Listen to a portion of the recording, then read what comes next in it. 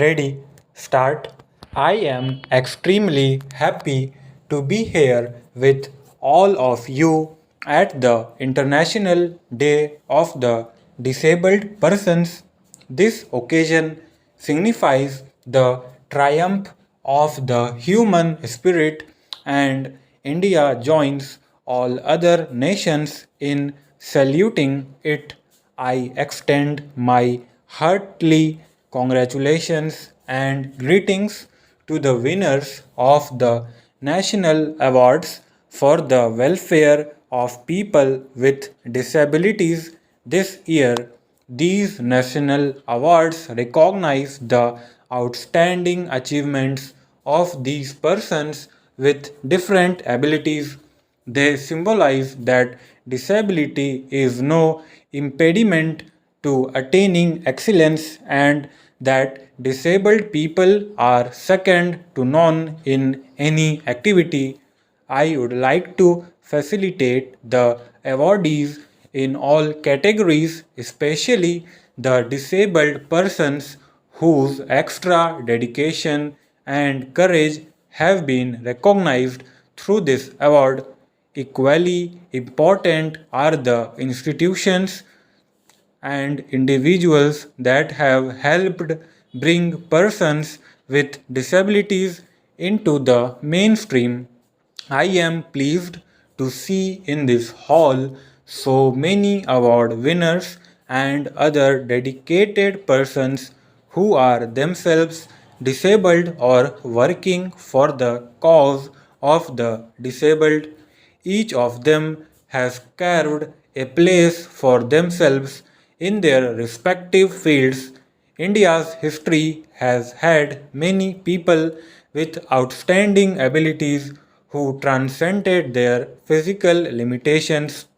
The philosophy of sage Astavakra, the bravery of Rana Sanga, the poetry of Surdas are a cherished part of our heritage.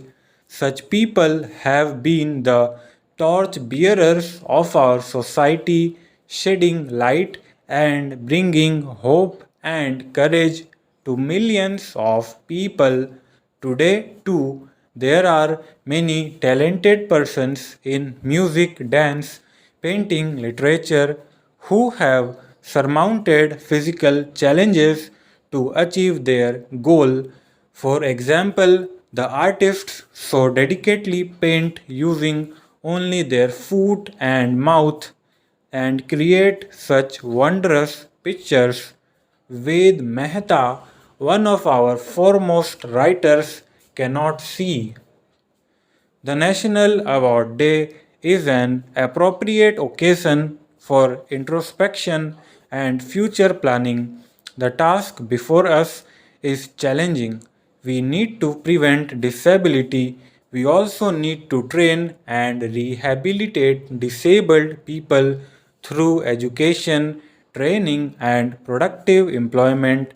Prevention and early detection of disability needs good health services, nutrition, family planning, and immunization programs like the pulse polio have to be strengthened. In this connection, I am happy to announce that the National Pilot Project for Early Intervention to prepare the mentally challenged persons to integrate with family and community that I had inaugurated in June this year is being extended to cover 1 lakh children. We can take the help of technological progress for the disabled persons. I would like that the price of all such aids and appliances is reduced through appropriate social and government intervention so that even the poorest person can use these devices and improve the quality of his life. The physical environment in which the disabled live and work has to improve, facilitating access to building and public transport can go a long way to easing the difficulties which disabled persons encounter. Constructing ramps, modifying transport, etc., will help create a barrier free environment for the disabled. Such efforts would give greater autonomy to the disabled. Society owes this much to our disabled citizens, as often it is the socio-economic conditions that have created this disability. We must use the conditions that have created disability. We must use the many scientists, engineers, and technicians, both in the government and in the private sector, to research and develop techniques and products that will benefit the disabled. The social sector has so far been the responsibility of the government. Liberalization is now transferring more responsibility on the private sector. The government and the non government sectors have to work together, especially in the social sector. Laws have to be changed to facilitate the disabled. Society's attitude too must change from pity to active compassion. Only then can the disabled get their rightful share of all benefits that society can offer. Healthcare, education, and employment are the critical areas where the disabled need greatest support. They also need social rehabilitation both within their families and in their neighborhoods. There are rigidities in the system because of which the disabled are not able to use even the facilities that the law provides. There are few facilities that will help them even cast their vote. These legal, administrative, and physical barriers must be removed.